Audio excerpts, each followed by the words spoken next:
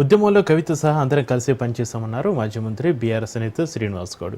కేసీఆర్ని సీఎంగా చూడాలని అందరికీ ఉందన్నారు. ప్రతి బీఆర్ఎస్ నాయకుడు కేసీఆర్ను మూడోసారి సీఎంగా చూసుకోవాలని అనుకుంటున్నారన్నారు.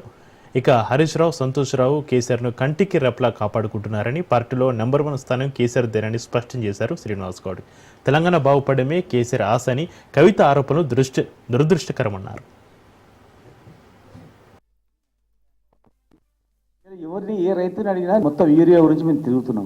యూరియా దగ్గర లైన్లల్లో ఎవరిని అడిగినా అయ్యా కేసీఆర్ మాకు దేవుడు అయ్యా, కేసీఆర్ ఉన్నప్పుడు ఇట్లా జరగలేదయ్యా అని మళ్ళీ ఎప్పుడూ కేసీఆర్ను ముఖ్యమంత్రిని చేయాలనేటువంటి ఆలోచన ప్రజలందరూ ఉన్నారు. ఈవెన్ కాంగ్రెస్కి వేసినటువంటి ఓటు వేసినటువంటి కార్యకర్తలు కూడా అయ్యా కేసీఆర్ మళ్ళీ వస్తేనే మన ఊరు బాగుపడుతుంది, మన వ్యవసాయం బాగుపడుతుంది, ఊరికి అన్నం పెట్టిన రైతు ఎలా ఏడుస్తున్నాడు, మళ్ళీ మనకు పూర్వవైభవం వస్తుందా అనేది ఆలోచన ఉంది.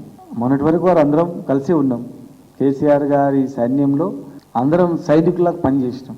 తెలంగాణ ఉద్యమంలో కూడా కవిత గారు జాగృతి అనే సంస్థను పెట్టి ఆమె తెలంగాణ ఉద్యమంలో ఆమె కష్టపడ్డది.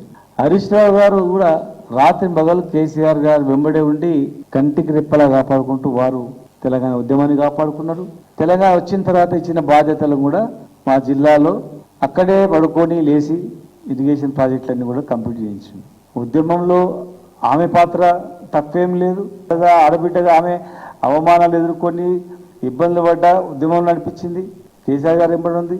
హరీష్ రావు గారు కూడా 6 దిశలు కంటికి రెప్పలా కాపాడుకుంటూ ఆయన అడుగుజాడలు నడిచి ఉన్నాడు.